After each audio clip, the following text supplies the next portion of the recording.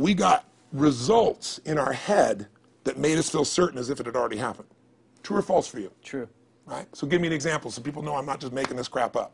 Well, I mean, just like when I had nothing, I already knew I was driving like Ferraris and Porsches and stuff because I always wanted those cars. I already knew I was going to have them.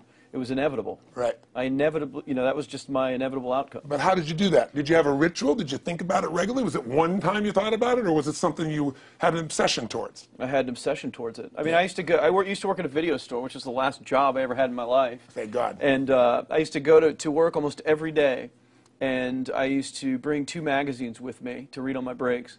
Entrepreneur magazine, just to read about business and everything else, to read about what other people are doing, look for role models. And I used to carry an auto trader with me. And I used to look at Porsches that were for sale. Yeah. And people always used to ask me, what are you doing with that Auto Trader magazine? I'm like, well, I'm just picking out the Porsche that I'm going to buy. Right. Which probably got you a lot of crap. I did. People made fun of me. Sure. I actually had a boss at that job tell me, you really shouldn't do that to yourself, John, because it's very, very likely that is never going to happen. That it's very likely that you're never going to have that car. Yeah. That's the kind of belief he was trying to put in my head.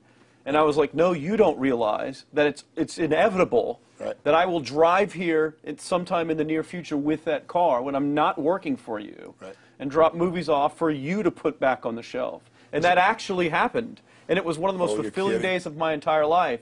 And the great thing was when I pulled up in this car, I was in my mid-20s, a car that most mid-20s... What kind of car was it? It was a Porsche 911 Turbo. It was a convertible and everything. It was a beautiful car. It was what I always dreamed of having. But, for a few years I always circled the ads of which ones I was going to buy. Well, when I finally got it and I pulled up at the store, I had all these people, some people that were still working at this $7 an hour job were there years after I left. And I'll never forget this, even the boss and stuff, and the reaction of the people was like, wow, that is awesome. Yeah. Is that your dad's car? And all I said to them was, not exactly. Good for you. And I just smiled and just left. But it was, it's the weirdest thing, but I just knew it was going to happen. But you knew it because I conditioned myself to you did it over and over again. Yeah. When I was in high school, I was not a popular kid, but I was passionate and intense, and I'll never forget. Some people, some particular girls gave me some crap, and a guy too. And I wrote in their journals or their annual yearbook at the end, I wrote, someday, I said, you treated me like hell. Someday I'll be rich and famous, and you'll be an effing truck driver. And you'll be sitting there, I'll be with with this beautiful woman of my life, rich, and you'll be watching me on television thinking, you wish you would have treated me better. I actually wrote this shit in people's annuals because I went to a 10-year high school reunion when the people showed me this stuff, great. Right? But it's like, I burned the bridges, baby. I was like, this is how it's going to be. So I'll give you a perfect example of this. They did studies, many have been done at this element, where they want to say, how much does the mind affect performance? So take basketball. And I've worked with a lot of NBA players and turned them around, and one of the problems many of them have is they'll choke on the free throw line. Well, everybody knows in that case, if you normally shoot really well and now you're not, something's interfering, something's getting in front of your state, some uncertainty, right? Obviously. So they take a group and say, we're going to make them better. How do you make somebody better who has got this mental block? So they take a group of guys and they're going to do free throws, and they do one group where they just practice for 6 weeks. Totally intense practice, and I forget the number of free throws, but they got to do this many free throws every day. Take a second group, and they have them not practice at all. Obvious. And they take a third group and they don't let them touch a basketball. All they do is have them practice in their mind, but the key is it's not practice makes perfect, it's perfect practice makes perfect, as corny as that sounds. So these guys see themselves making the shot every single time, conditioning their mind and body that it's perfect every time. They're not interrupted by a reality that would screw with them. So at the end of 6 weeks, they tally it up, and now they give them a test to see who has the highest free throw percentage, success. What do you guess it's going to be? Well, the obvious person says, obviously, it's not the guys that didn't practice, but which one is it, the mind, or is it the ones that actually practice? I'm assuming the mind. Yeah, you would assume it because it's true. Right. You intuitively know the truth, that practicing's not enough. It's getting yourself so certain so many times that now when you go to do it, there's no hesitancy, and you execute. It's having that absolute certainty that makes you tap your full potential, take massive action, get massive results, be reinforced to having stronger belief. This is what makes somebody a star at anything. It's like Jack Nicklaus, the golfer. Yes. He visualized every shot and where it was going, landing right where he wanted it before he ever hit it. Every single time. And what do most golfers do? Every single time. They just take a practice swing and they kind of hope for the best and point in the right direction and hit it. And some of them, if they've had some bad hits, what are they really focusing on? You know, what I don't want to do. Exactly, exactly. And that's the same thing here. So I'll show you a little stupid little physical technique for this. So stand up for a second. You guys going to do this with the camera show 'em? So try this for a second. So just put your feet together, and then put your right index finger straight out in front of you like this, okay? And all I want you to do is I want you to just turn clockwise comfortably as far as you normally turn. Just notice where you naturally stop. Go ahead and turn clockwise. People at home can do this too. Keep your feet straight. Notice where you stop. Come back around to me. Back around to me. Pretty good. Okay, good. Yeah, you're really good at this, right? Drop your hand. Now let's do something really simple. Close your eyes. And you don't even have to visualize, just feel. I want you to imagine your finger coming back up again. And this time, see and feel it coming up. Don't actually make it happen, but feel like it's happening. Imagine in your mind that you're actually doing it. You're seeing it, you're feeling it. And then make it like a game where you turn twice as far this time. Like you're a little kid, you know, somebody measures you and you go, I'm taller, come on, measure me this week. That desire to do a little further. And then in your mind, do it again. Your feet are straight together, and in your mind, feel your finger coming up, see it coming up, and imagine going 3 times as far this time. And then one more time, bring your finger up, and you're like an owl. Your feet are straight, and you turn all the way around, and it comes all the way around to the front. See it and feel it and enjoy it each time like it's a game, like you can't wait to go further. And you know you do, every time. And then when you can feel that, and it feels good, then open your eyes, and now put your finger straight in front of you, and turn as far as you can comfortably, and see what happens this time. Go. Break my back. Now notice, I don't know if the camera's got it, but you don't have to ask the camera. You can ask yourselves. Come back around. Did you go further this time, yes or no? A lot further. A lot further. 50% further. 50% further. How much further for you? About the same. Yeah. The average person will go 25% further. Now here's the question. Or superior. Or superior pointer. There you go. So You know, your right finger pointer. Thank God. So, did you have the potential to turn as far as you did the second time, the first time? Yes. Why didn't you? I didn't believe it, I guess. We have beliefs about stuff we don't even know we have beliefs. You have an unconscious belief about how far you can turn comfortably. The first time I did it, when I pointed straight back, Yeah. I thought that probably shouldn't even go that far, like it was going to hurt me, or that I wasn't capable of going any farther. It's like, And how much further did you go this time? And the camera knows. pointed over there, That's about over exactly there. right. Now here's the difference. The potential was there the first time, and you took action, and you got a result. But it was 50% less than what you did later on, and the only difference is they changed your belief. How did I change your belief? We didn't work harder on your potential. We didn't take more action. I got you to see the result in advance. I got to see it vividly 2 or 3 times. That's all. Of going further, and then your brain went, oh, I know what to do. Boom, it went there. Isn't that what you did by looking at your cars every single day and envisioning it? I mean, isn't that what you did when you created whatever the vision was? It was $300, $2,500, $1 million in a day? Yeah, that's what's missing for these people. They're not getting that execution is everything, but it doesn't happen if you don't get the psychology set of a state of total certainty. And you just change that 50% in 3 minutes worth of visualization. And visualization is only one technique. Because I was like losing my balance with my eyes closed, but I was kind of like lopsided. So I got one good visualization, and the rest of the time I was like, I sure hope I don't fall down on camera with my eyes closed. It's gonna look really dumb. You're gonna have to do it. So you don't even have to be good at visualization. You can still get the improvement. So I want you to get, you ask the question, what is that difference in people? This changes people's certainty. People are uncertain they're going to succeed. They want it, but they're afraid. The best way to deal with a fear is get a big enough reason that makes you have to succeed, or condition yourself where you see it and feel it so often that you're certain that you just do it. That's all it really takes. That's awesome. You know, this worked. I was thinking this while you were talking about going to the Sit down so we can hear, hear this, and we'll go. You were talking about working in the video store and looking at the Porsches and stuff. I used to drive around in my car, doing the cold calling with the credit card machines. And one way that I would avoid cold calling, the pain of like cold calling and knocking on doors and everything, would be to listen to your stuff and listen to Jim Rohn's stuff. And I would just drive around, no particular destination, just to listen to it. And strangely, I still like to drive around. I prefer to listen to that stuff in the car for some reason. It's because it's where you got imprinted. I guess. I mean, it's like, well, I'll just drive up and down the coast and check out the ocean. Yeah. So I would drive around, and I would envision myself holding those types of seminars and teaching people that kind of stuff. And 3 weeks ago, I was teaching a seminar in San Diego, and I was talking about beliefs and envisioning things, and I had to stop.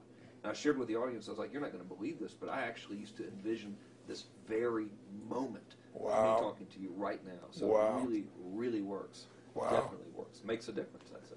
I'll tell you what, I worked with Andre Agassi in 1993, I think it was. He'd been #1. He dropped to 32nd in the world. And he was literally ready to quit with no exaggeration. His father was managing him, and he was so angry with his life. And he went through some, I think, wrist surgery at the time, and he's working on his swing. And he was dating Brooke Shields at that point. They weren't married, and not his current marriage, obviously. And so she said, you got to come see Tony. She goes, I don't need motivation. He goes, he's not motivation, man. He's strategy. He'll show you how to make that shift in your head. So he comes. I work with a guy. In the beginning, he's saying, do your magic stuff. Like, oh, yeah, great, thank you. And I said, tell me. If you ever hit a tennis ball perfectly. And I'm trying to get him in the zone to remember that time, like you visioned, where he was perfect at it.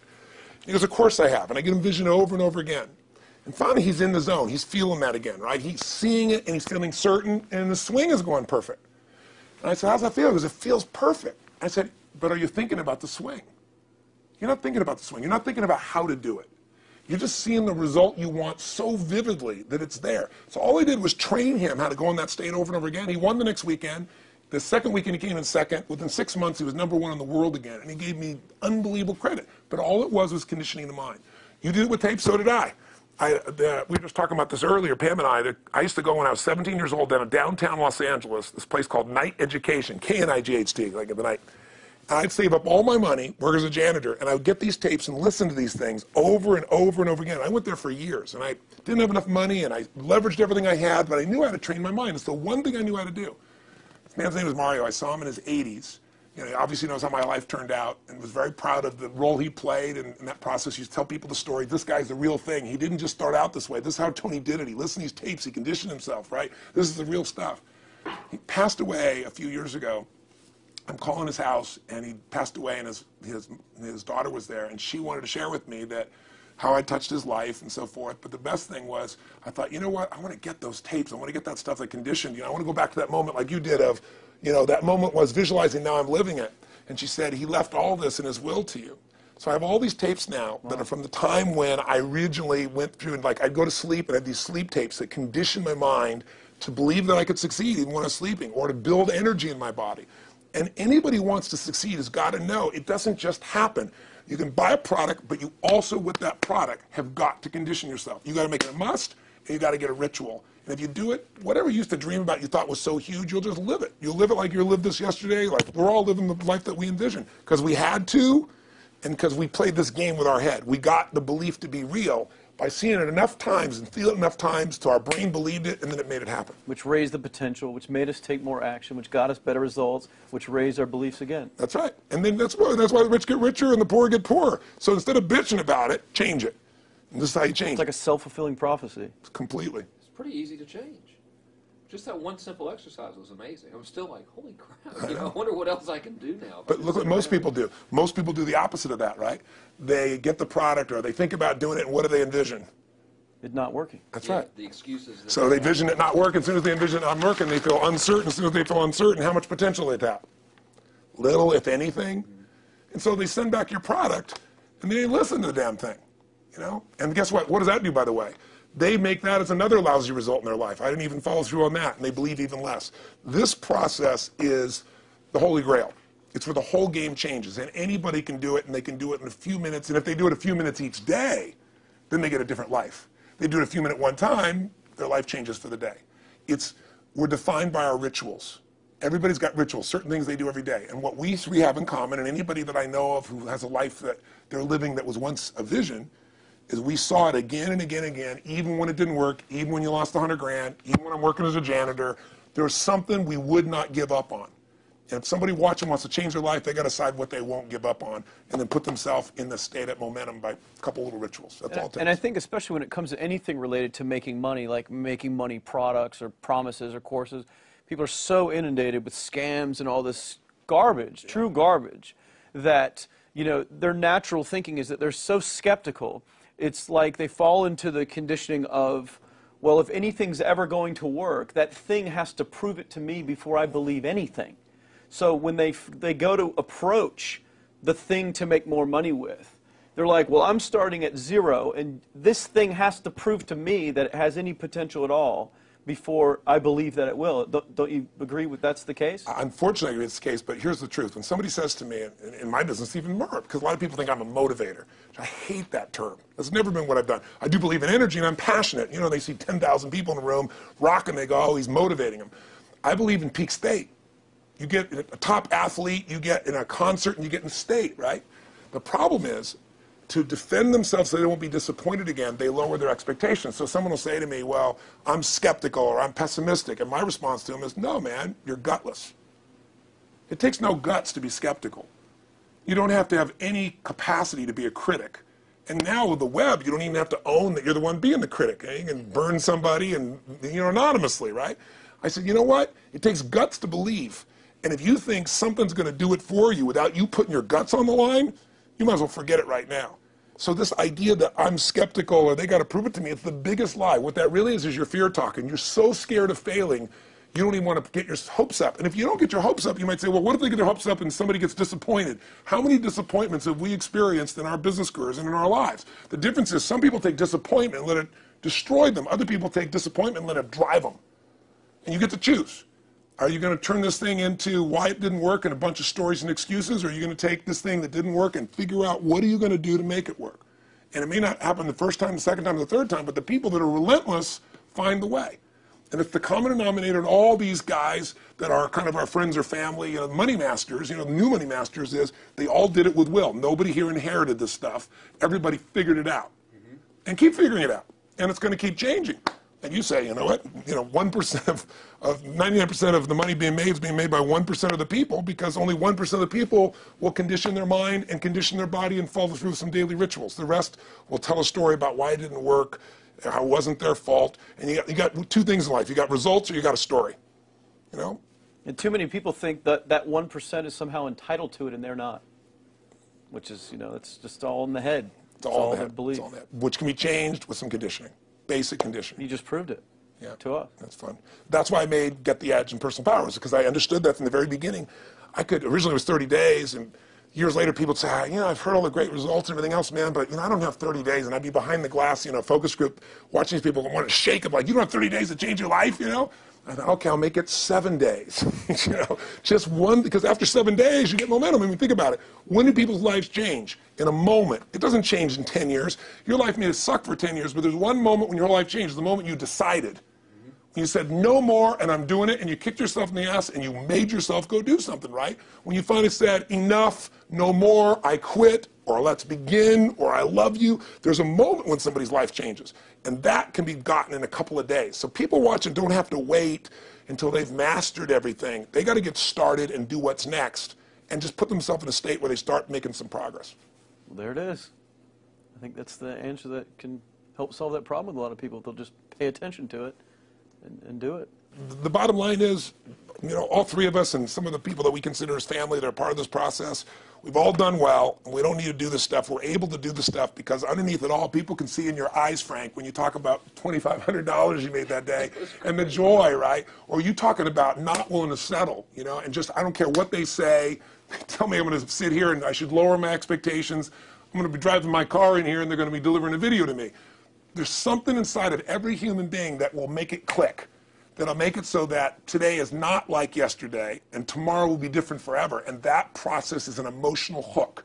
And what I hope is people watching this stuff, maybe something in here will piss them off enough or remind them of something or say there is a plan and it isn't just luck. And if I just get my big enough why and I get a little system for conditioning myself, and if I start to feel overwhelmed, I just do one next step. And I keep learning and keep moving forward, I will get there. If we accomplish that out of this conversation, then this conversation was kick-ass and fun, not just for us, but it'll be something that we'll be really proud of a long time. Whether that happens or not really has nothing to do with us, but whether or not people take it in as real and do something with it. I hope they will. I think a lot of people will. I think they will. Thanks a lot. I think it was awesome. Thank you. That's been a blast. Appreciate it. Your shoot here. Yeah, going back to the next one. Yeah. Thanks, guys. Thanks. Yeah. Appreciate it. Really appreciate it.